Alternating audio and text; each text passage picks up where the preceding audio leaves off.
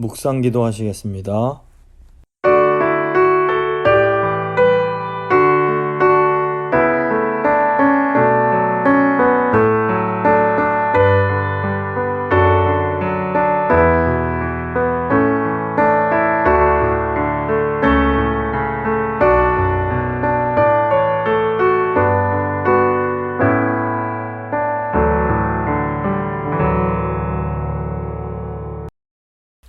사도신경 고백합니다.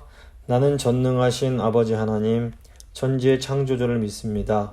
나는 그의 유일하신 아들 우리 주 예수 그리스도를 믿습니다. 그는 성령으로 잉태되어 동정녀 마리아에게서 나시고 본디오 빌라도에게 고난을 받아 십자가에 못 박혀 죽으시고 장사된 지 사흘 만에 죽은 자 가운데서 다시 살아나셨으며 하늘에 오르시어 전능하신 아버지 하나님 우편에 앉아 계시다가 거기로부터 살아있는 자와 죽은 자를 심판하러 오십니다. 나는 성령을 믿으며 거룩한 공교회와 성도의 교제와 죄를 용서받는 것과 몸의 부활과 영생을 믿습니다. 아멘. 찬송가 363장입니다. 찬송가 363장 찬양하십니다.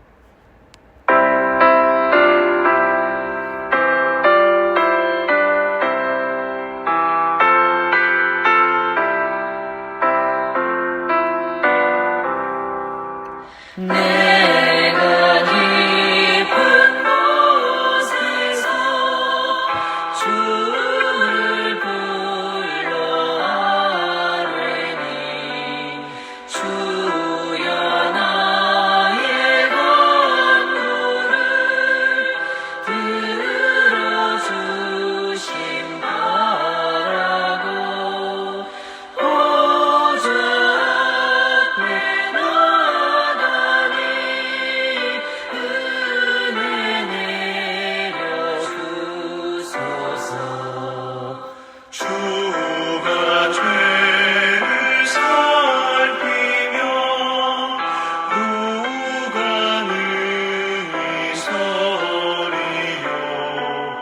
오직 주만 모든 죄 용서하여 주시니 주님 앞에 떨면서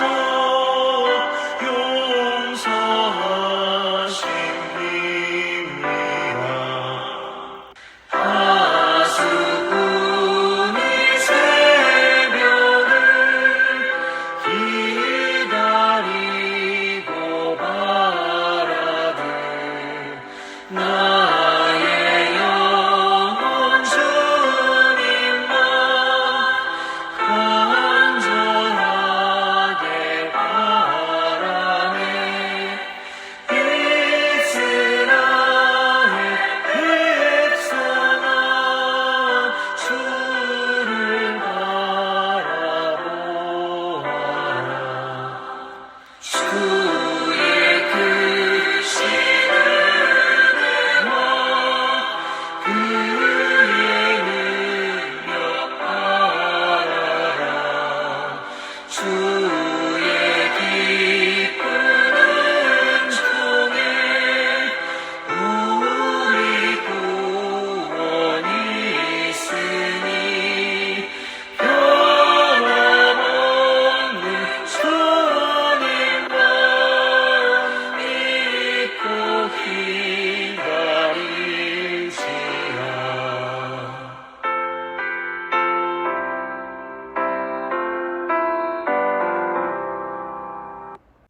기도하십니다.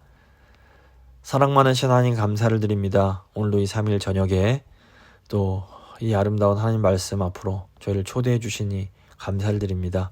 오늘은 이제 시편 30편 말씀을 통해서 인생이 어려움에 처했을 때 어떻게 하나님께 또 간구해야 하고 하나님의 그런 회복하심을 저희가 또 어떻게 이해해야 할지를 또 배우려고 하는데, 주님 오늘 말씀 통해서 저희 성도님들 한 분 한 분 그 삶이 더 풍성해지게 하시고 기쁨으로 넘칠 수 있도록 주여 함께하여 주시옵소서. 이 시간 모든 것 주께 맡겨드리며 귀하신 주 예수 그리스도 이름으로 간절히 기도드립니다. 아멘. 오늘 주신 하나님 말씀은 시편 30편 1절부터 12절까지의 말씀입니다. 시편 30편 1절부터 12절까지의 말씀 제가 봉독해 드리도록 하겠습니다. 여호와여, 내가 주를 높일 것은 주께서 나를 끌어내사 내 원수로 하여금 나로 말미암아 기뻐하지 못하게 하심이니이다. 여호와 내 하나님이여, 내가 주께 부르짖음에 나를 고치셨나이다. 여호와여, 주께서 내 영혼을 스올에서 끌어내어 나를 살리사 무덤으로 내려가지 아니하게 하셨나이다. 주의 성도들아, 여호와를 찬송하며 그의 거룩함을 기억하며 감사하라. 그의 노염은 잠깐이요 그의 은총은 평생이로다. 저녁에는 울음이 깃들지라도 아침에는 기쁨이 오리로다. 내가 형통할 때에 말하기를 영원히 흔들리지 아니하리라 하였도다. 여호와여, 주의 은혜로 나를 산같이 굳게 세우셨더니 주의 얼굴을 가리심에 내가 근심하였나이다. 여호와여, 내가 주께 부르짖고 여호와께 간구하기를 내가 무덤에 내려갈 때에 나의 피가 무슨 유익이 있으리요. 진토가 어떻게 주를 찬송하며 주의 진리를 선포하리이까. 여호와여, 들으시고 내게 은혜를 베푸소서. 여호와여, 나를 돕는 자가 되소서 하였나이다. 주께서 나의 슬픔이 변하여 내게 춤이 되게 하시며 나의 베옷을 벗기시고 기쁨으로 띠띠우셨나이다. 이는 잠잠하지 아니하고 내 영광으로 주를 찬송하게 하심이니 여호와 나의 하나님이여, 내가 주께 영원히 감사하리이다. 아멘. 오늘은 시편 30편 말씀 함께 나누고 기도하도록 하겠습니다. 시편 30편의 이 표제를 보시면 다윗의 시 곧 성전 낙성가라고 되어 있습니다. 그런데 아시는 것처럼 이 성전을 봉헌한 것은 다윗이 죽은 이후에 이루어집니다. 그리고 이 시편의 내용을 보면 이 성전 자체가 많이 언급되지 않습니다.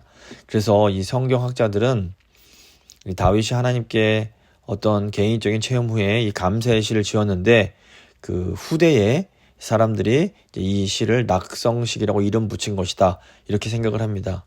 아마도 이 시는 다윗이 이제 많은 어려움을 겪고 나서 왕이 되고 자신이 살게 될 이 왕궁을 이렇게 완성하게 되었을 때 지었거나 아니면 이제 압살롬의 반란으로 왕궁에서 쫓겨나서 이 왕궁을 잃어버렸다가 반란이 진압되고 다시 자기 집으로 돌아왔을 때 감사하며 하나님께 드리는 시가 아니었을까, 이렇게 생각을 합니다.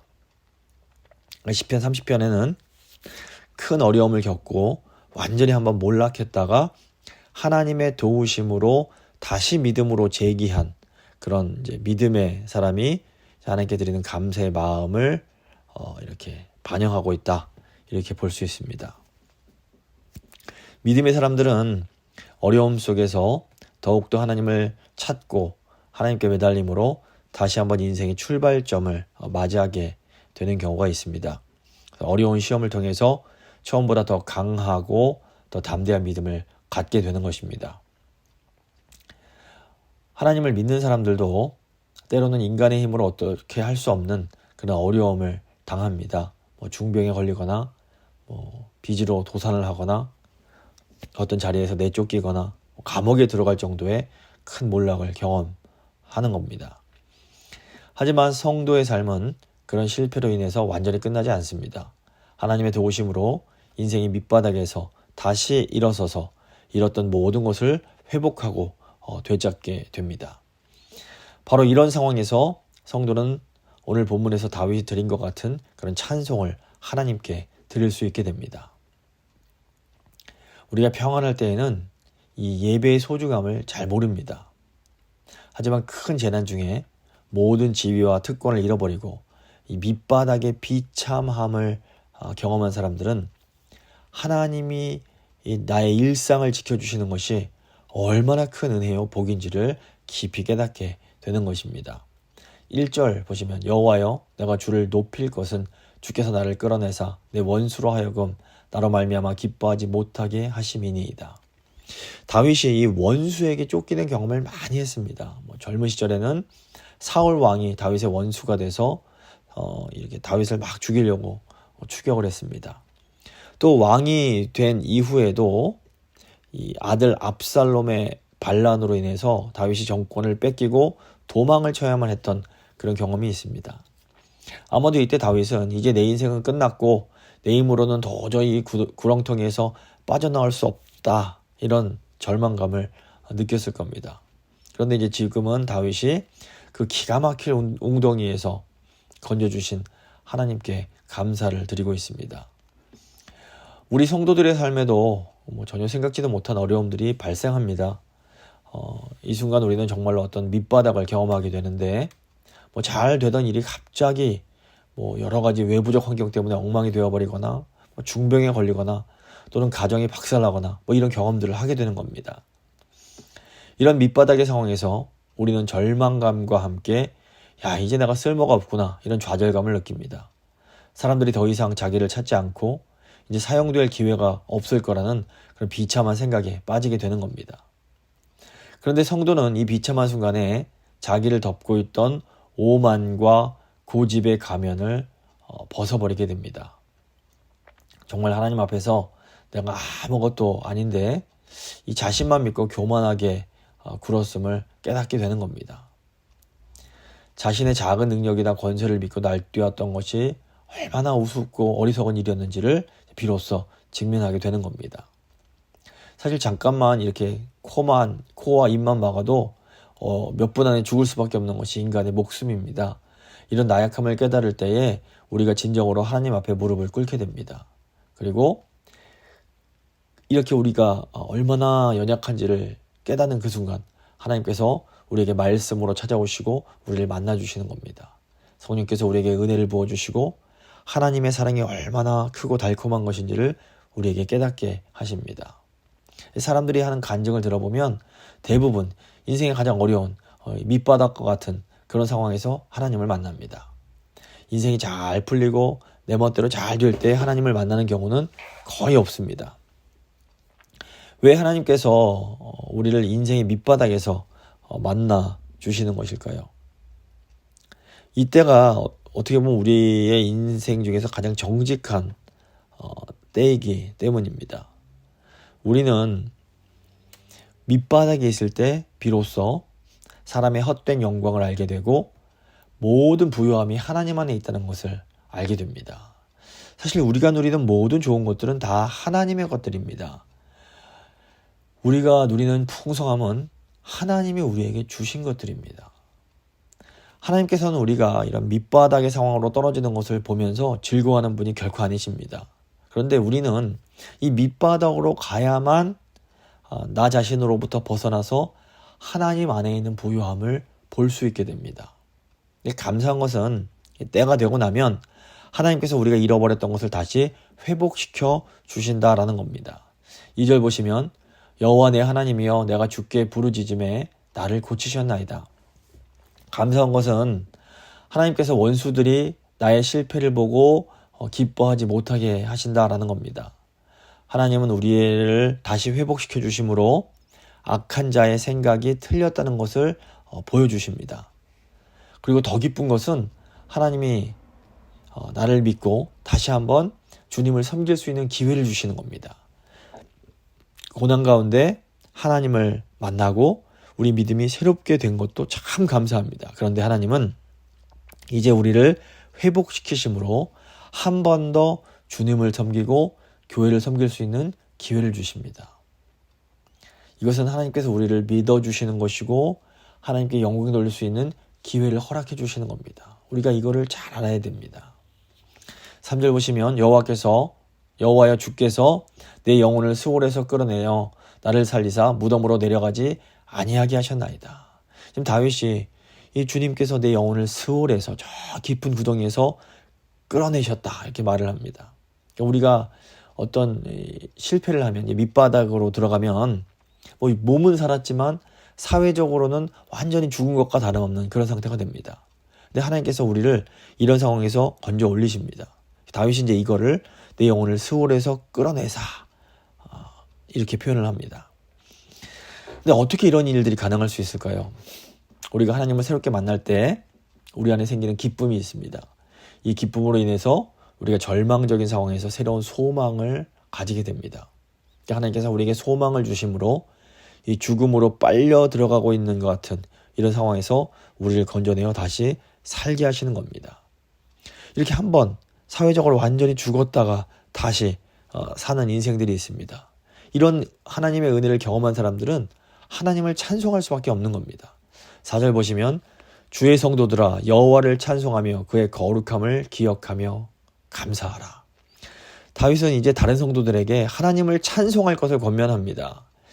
우리 신실한 자들의 삶 속에는 아주 필연적인 어떤 울음이 있게 됩니다. 자기 죄 때문에 오는 그런 슬픈 울음의 상황이 있을 수 있고 또 타락한 세상에서 오는 그런 고난 때문일 수도 있습니다. 어쨌거나 우리는 울 수밖에 없는 그런 상황입니다. 그런데 우리의 울음에는 끝이 있습니다. 그래서 하나님의 도우심을 받고 이 울음이 끝나는 순간 성도들은 하나님께 찬송을 하게 됩니다. 하나님의 은혜가 너무 귀하고 소중하게 느껴지기 때문입니다. 그래서 하나님의 은혜를 경험한 사람이 가장 원하는 게 뭐냐면 하나님을 찬송하는 겁니다. 하나님이 나에게 행하신 그 일을 너무 기뻐하면서 하나님을 이렇게 높여드리는 겁니다. 그래서 하나님의 은혜를 알고 나면 내 모든 것이 다 하나님의 것이란 것을 알게 됩니다. 이걸 깨닫고 나면 내가 생명이 붙어있는 한 하나님을 기쁘시게 해드리고 싶고 하나님을 이렇게 높여드리고 싶은 그런 마음이 생겨나는 겁니다. 여기서 중요한 것이 혼자가 아니라 함께 찬송하는 겁니다. 함께 찬송하는 이유가 뭡니까? 내가 받은 은혜가 이렇게 다른 사람에게 전파되기 때문입니다. 한 사람이 은혜를 받고 나면 이것이 공동체 전체의 은혜가 됩니다. 한 사람이 받은 은혜로 말미암아 다 같이 하나님의 은혜를 사모할 수 있게 되는 겁니다. 그래서 한 사람의 믿음, 한 사람이 하나님 앞에 은혜 받는 것이 너무 중요합니다. 요한복음 4장 보시면 사마리아 여인이 예수님의 은혜를 경험하는데 그러고 나니까 마을 사람들 전체를 예수님께로 인도를 하고 그 마을 사람 전체가 예수님을 믿는 그런 일이 일어납니다. 그런데 이 하나님의 은혜뿐 아니라 이 불신앙도 전염성이 있습니다. 민수기 11장 12장 보시면 출애굽한 이스라엘 백성들이 시내산에서 언약을 맺고 약속의 땅으로 출발을 딱 하게 됩니다. 그런데 이 약속의 땅으로 나팔 불면서 출발을 하자마자 믿음 없는 몇 사람들이 불평하고 원망하는 일을 합니다. 그런데 이 불평이 이스라엘 공동체 전체로 퍼져나갑니다. 그러니까 은혜도 퍼져나가지만 죄악도 퍼져나갑니다. 내가 은혜의 이 통로가 될 수도 있고 이 죄악과 원망과 불평의 이 통로도 될 수가 있는 겁니다. 그래서 내 입술의 말이 공동체 전체를 회복시키는 생명의 샘물이 될 수도 있고 나의 입술의 그런 말이 공동체 전체를 이 재앙으로 이끄는 아주 쓴 물이 될 수도 있는 겁니다.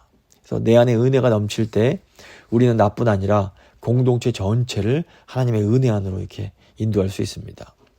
5절 보시면 그의 노여움은 잠깐이요 그의 은총은 평생이로다.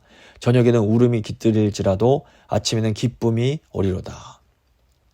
그래서 아침은 하나님께서 우리에게 구원을 베푸시는 그 때를 상징합니다. 아침은 결국 확실하게 오게 됩니다. 이 아침의 은혜를 경험한 사람이 하는 고백이 뭡니까? 하나님의 노여움은 잠깐이지만 그 은혜는 평생이더라는 겁니다. 그 하나님의 노여움은 사실 우리의 죄, 우리의 교만에 비하면 너무나 짧습니다.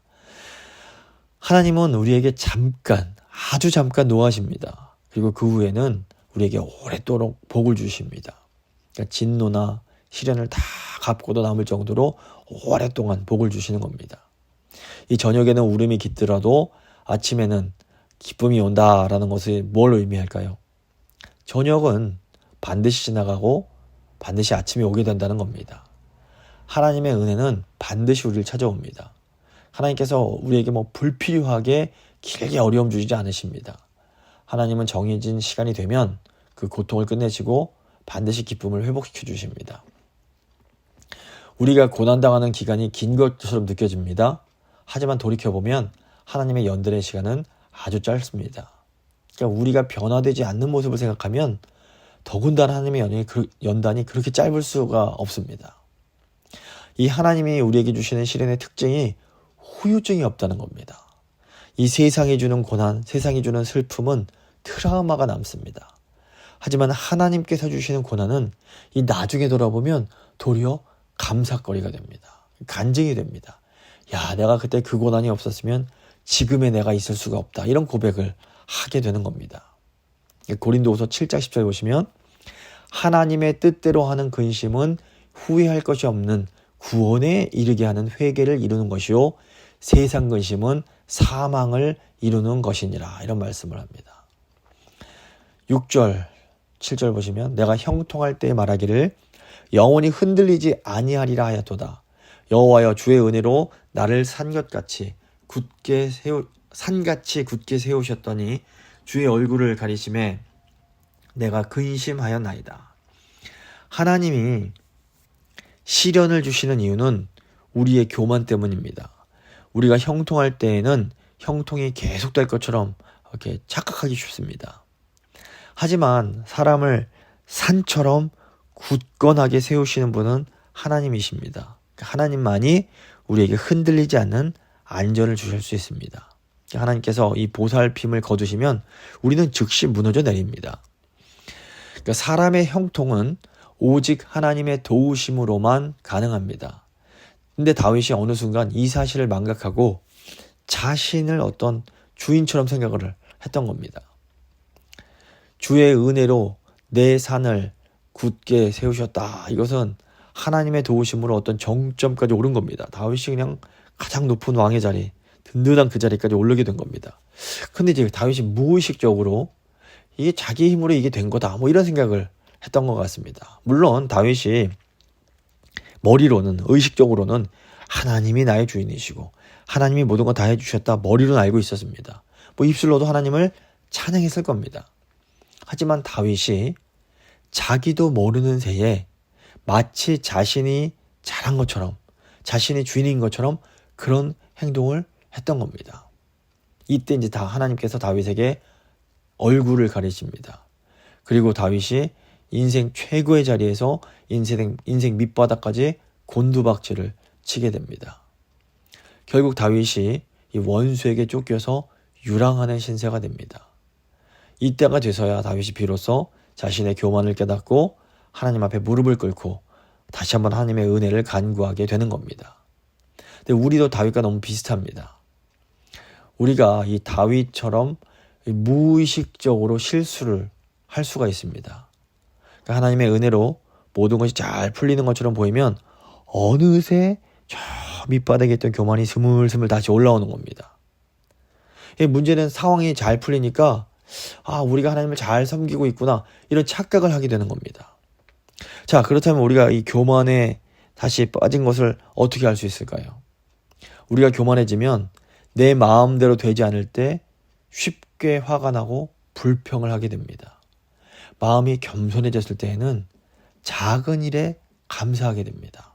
주일에 나와서 하나님께 예배드릴 수 있는 것만으로도 너무 감사하고 그냥 건강하게 아프지 않고 밥 세 끼 먹는 것만으로도 너무 감사한 겁니다. 모든 게 감사합니다. 그러니까 뭐 다른 사람이면 어떻게 하든 별로 화가 나지 않습니다. 그런데 이 마음에 교만이 올라오면 이제 모든 일이 내 마음대로 내 뜻대로 되지 않으면 슬슬 화가 납니다. 가족의 행동도 마음에 안 들고 교인들의 행동도 마음에 들지 않습니다. 그러다 보면 어떻게 됩니까?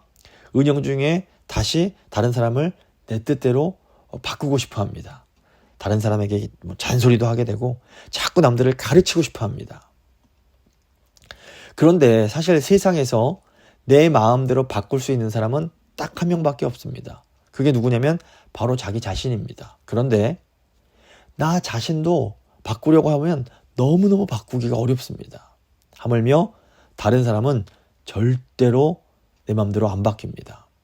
뭐 아주 어릴 적에는 교육을 통해서 약간의 변화, 수정이 가능합니다. 근데 일단 어른이 되고 나면 뭐 내 힘으로 다른 사람을 바꾸는 것은 불가능합니다. 내가 바꿀 수 없는 사람을 자꾸 내 힘으로 바꾸려고 하다 보면 어떻게 될까요? 그 사람과 계속해서 관계가 틀어지고 관계가 안 좋아지게 됩니다. 다른 사람은 내가 아무리 말해도 바뀌지 않습니다. 내 자녀라고 해도 일단 장성에서 어른이 되고 나면 내 힘으로 잔소리한다고 바뀌지 않습니다.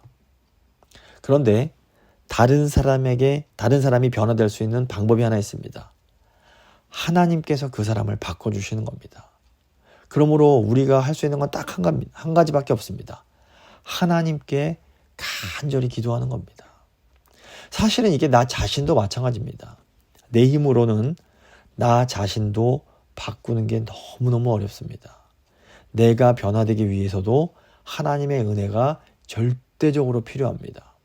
그래서 하나님께서 우리에게 근심을 주시는 이유가 사실 바로 이 때문입니다. 우리가 근심할 때에 하나님께 부르짖게 되고 이 근심 가운데 부르짖을 때 하나님께서 우리에게 은혜를 주시는 겁니다. 8절 9절 보시면 여호와여 내가 주께 부르짖고 여호와께 간구하기를 내가 무덤에 내려갈 때에 나의 피가 무슨 유익이 있으리요 진토가 어떻게 주를 찬송하며 주의 진리를 선포하리이까. 우리가 근심 중에 깨닫게 되는 것이 무엇입니까? 우리는 내 믿음이라는 것이 다 내 자랑이고 내 과시였다는 것을 깨닫게 됩니다. 내가 열심을 낸 것도 뭐 내 이름이나 내 과시를 위한 것이기 때문이지 정말 내가 하나님 뜻대로 산 것이 없었구나 라는 것을 깨닫게 됩니다. 이렇게 고난을 통해서 우리는 자신의 죄인됨과 교만을 깨닫게 됩니다. 그런데 이것이 복입니다. 우리가 정직한 모습으로 하나님의 보좌 앞에 설 수 있게 되는 것, 이것이 복입니다. 이렇게 이 세상에서 자신의 상태를 깨닫고 새롭게 믿음으로 출발할 수 있는 기회를 얻은 사람이 사실은 진정으로 복된 사람인 겁니다. 다윗은 절망적인 상황 속에서 이제 자신의 생명을 좀 유지시켜달라고 간절히 기도합니다. 이 기도가 단순히 하나님 저 좀 더 살려주세요 이런 기도가 아닙니다. 다윗이 하나님을 찬송하고 이 땅에서 하나님의 진리를 선포하기를 간절히 원했습니다. 사무엘서를 보시면 다윗의 삶 속에 이런 간절함이 있는 것을 이제 보게 됩니다. 다윗이 하나님의 언약궤가 들어올 때 덩실덩실 춤을 춥니다. 이게 하나님의 이 진리를 사모하는 마음이 그 안에 있는 겁니다. 또 다윗은 골리앗이 하나님의 이름을 모독할 때에 그 안에서 그냥 화가 불처럼 일어납니다. 이게 하나님의 이 진리가 왜곡되는 것, 하나님의 진리가 무시당하는 것이 너무나 괴로웠던 겁니다. 물론 다윗이 결코 완전한 사람이 아닙니다. 부족함이 참 많았습니다. 하지만 다윗은 그 중심에 하나님을 진심으로 사랑하는 마음이 있었습니다. 바로 다윗의 이 모습이 하나님 보시기에 합했던 겁니다. 그래서 우리가 하나님의 은혜로 구원받아서 하나님의 백성이 되고 그리스도인이 되었다고 우리가 저절로 완전해지는 게 아닙니다.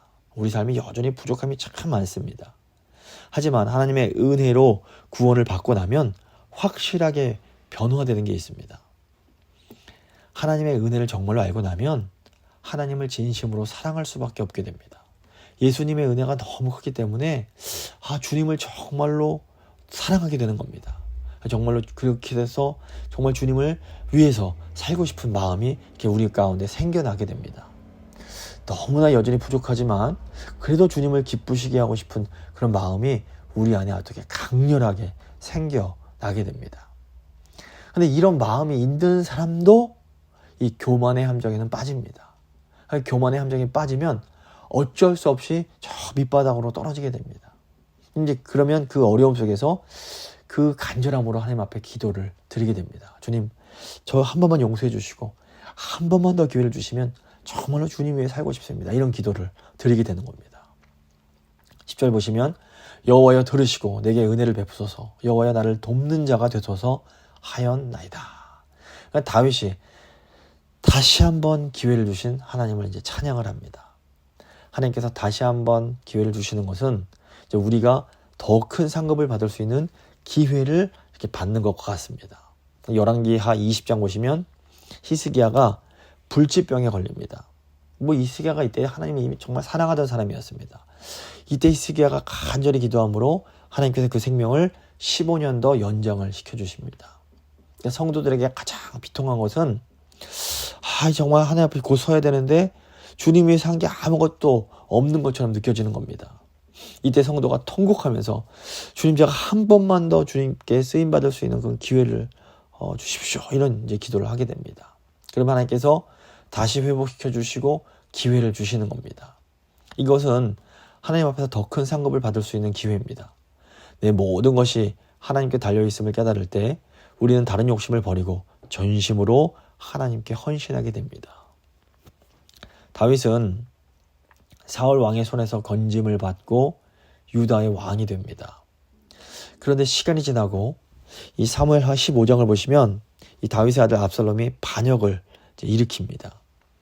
이때 이제 다윗이 예루살렘 성에서 쫓겨나고 거의 뭐 죽을 위기에 처하게 됩니다. 그랬다가 다시 이제 하나님의 은혜로 회복이 됩니다. 이게 이제 사회적 차원에서 보면 완전히 죽었다가 다시 살아나는 것 같습니다. 이제 하나님께서 다윗을 믿고 한 번 더 다윗에게 기회를 주신 겁니다. 그래서 어려움은 우리의 교만과 욕심이 죽는 기회입니다. 상황이 괜찮을 때는 우리가 이상하게 좀 뺀질거리는 그런 경향이 있습니다. 머리로는 이거 순종해야 되는 거 잘 알면서도 이 상황이 좀 편안하면 이 순종이 잘 안 됩니다. 몸이 안 움직입니다. 입이 내 맘대로 안 되고 행동이 내 맘대로 잘 안 됩니다.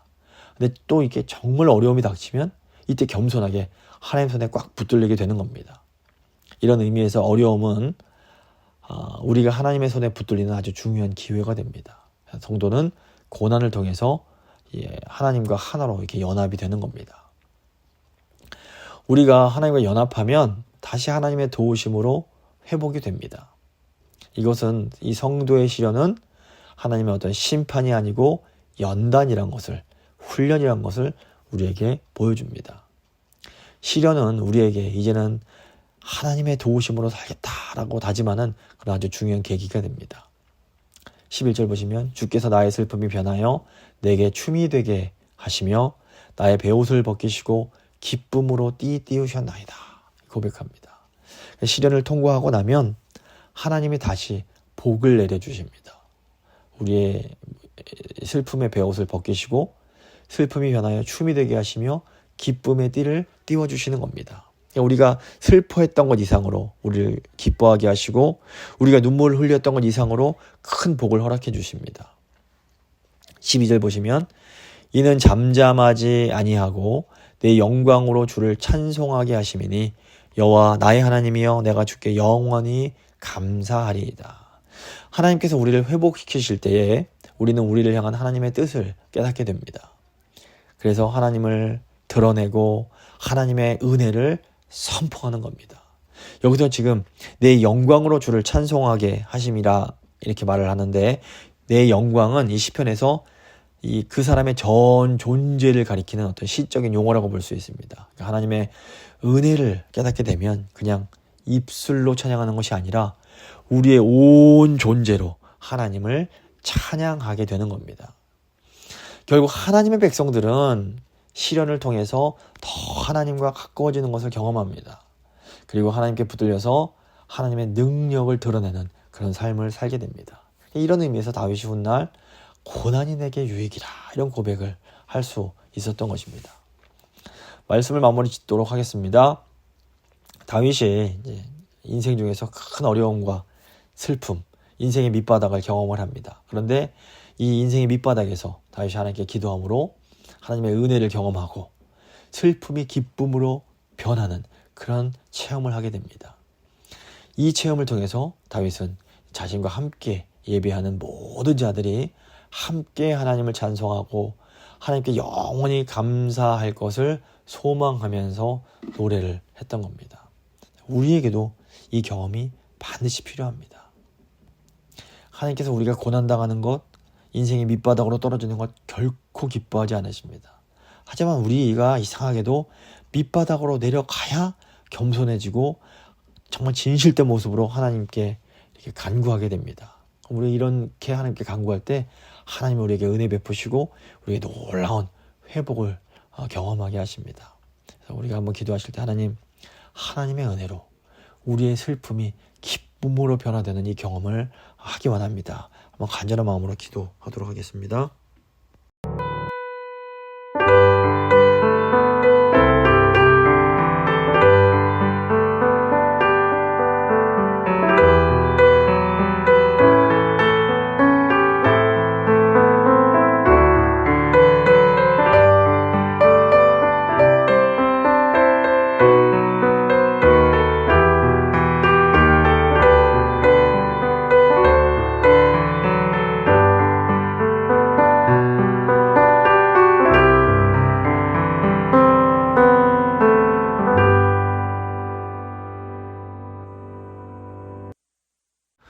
좋으신 하나님 감사를 드립니다.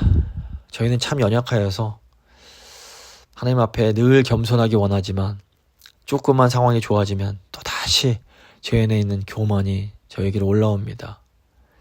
이럴 때 주님께서는 저에게 또 시련을 허락하십니다. 근데 이 시련이 저에게 어떤 징계요, 어떤 심판이 아니라 저희를 더 아름답게 만들어 가시기 위한 하나님의 연단이요 훈련임을 저희가 기억합니다. 주님, 저희가 어려움 상황 속에서 정말 진실되고 겸손하게 주님께 간구함으로 하나님께서 주시는 그런 놀라운 회복을 경험하기 원합니다. 주님, 저희의 슬픔이 기쁨으로 변화되는 그런 놀라운 저희가 체험을 할 수 있도록 주여 저희를 붙들어 주시옵소서. 정말 저희가 그래서 늘 주님을 기쁨으로 찬양하며 살아갈 수 있도록 주님 도와주시옵소서. 감사드리며 귀하신 우리 주 예수 그리스도의 이름으로 기도드립니다. 아멘. 찬송가 369장입니다. 찬송가 369장 찬양하시겠습니다.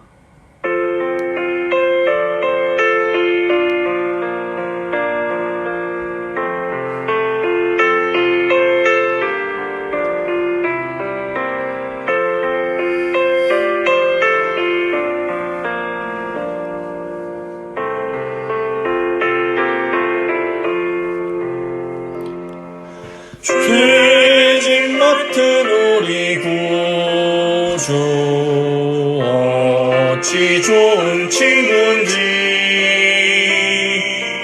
걱정 근심 무거운 짐 우리 주께 맡기세 주께 고함 없는 고로 복을 받지 못하네 사람들이 어찌하여 아랠 줄을 모를까 시험 걱정 모든 괴로움 없는 사람 누군가 부질없이 낙심 말고 기도드려 아뢰세 이런 진실하신 친구 찾아볼 수 있을까 우리 약함하시오니 어찌 아니하를까 근심 걱정 무거운 짐 아니신 자 누군가 피난처는 우리 예수 주께 기도드리세 세상 친구 멸시하고 너를 조롱하여도 예수 품에 안기어서 참된 위로 받겠네